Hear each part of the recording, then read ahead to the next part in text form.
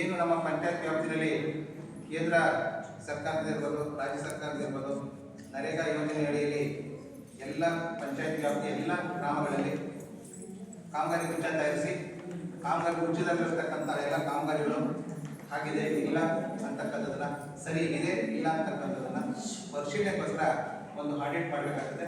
ಈ ಆಡಿಟ್ನಲ್ಲಿ ಎಲ್ಲಿ ಕೆಲಸ ಆಗಿದೆ, ಎಲ್ಲಿ ಕೆಲಸ ಆಗಿಲ್ಲ ಅಂತಕ್ಕಂಥದ್ದನ್ನ ವರ್ಷ ಪೂರ್ತಿ ಮಾಡಿರ್ತಕ್ಕಂಥದ್ದನ್ನ ಏನು ಏಪ್ರಿಲ್ 1ರಿಂದ ಮಾರ್ಚ್ 31ರೊಳಗಡೆ ಏನು ನಡೆದಿರುತ್ತೆ ಎಲ್ಲವೂ ಕೂಡ ಒಂದು ಪರಿಶೀಲನೆ ಆಗುತ್ತೆ, ತಪಾಸಣೆ ಆಗುತ್ತೆ.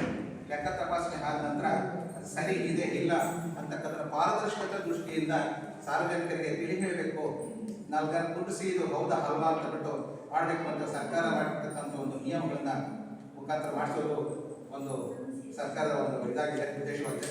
ಆ ಒಂದು ಪ್ರಕಾರ ನಮ್ಮ ಪಂಚಾಯತ್ಗಳು ಕೂಡ ಏನು ವರ್ಷದಿಂದ ನಡೆಯತಕ್ಕಂಥ ಎಲ್ಲ ಕಾಮಗಾರಿಗಳು ಕೂಡ ಆಗಿದೆ. ಅವರೆಲ್ಲ 3 ತಿಂಗಳಿಂದ ಒಂದು ದಾಖಲೆಗಳು ಪರಿಶೀಲನೆ ಮಾಡಿದ್ದಾರೆ, ಸ್ಥಳ ಭೇಟಿ ಕೊಟ್ಟಿದ್ದಾರೆ. ಹಾಗೆಯೇ ಇರತಕ್ಕಂಥ ದಾಖಲೆಗಳಿರ್ತಕ್ಕಂಥ ತಮ್ಮ ಮುಂದೆ ಪ್ರಚುರಪಡಿಸೋದಕ್ಕೋಸ್ಕರ ಈ ಒಂದು ಸಭೆನ ಇಟ್ಕೊಳ್ಳೋ ಮುಖಾಂತರ ಪಾರದರ್ಶಕ ಒಂದು ಇತಿಹಾಸವನ್ನು ಮಾಡಿದ್ದಾರೆ.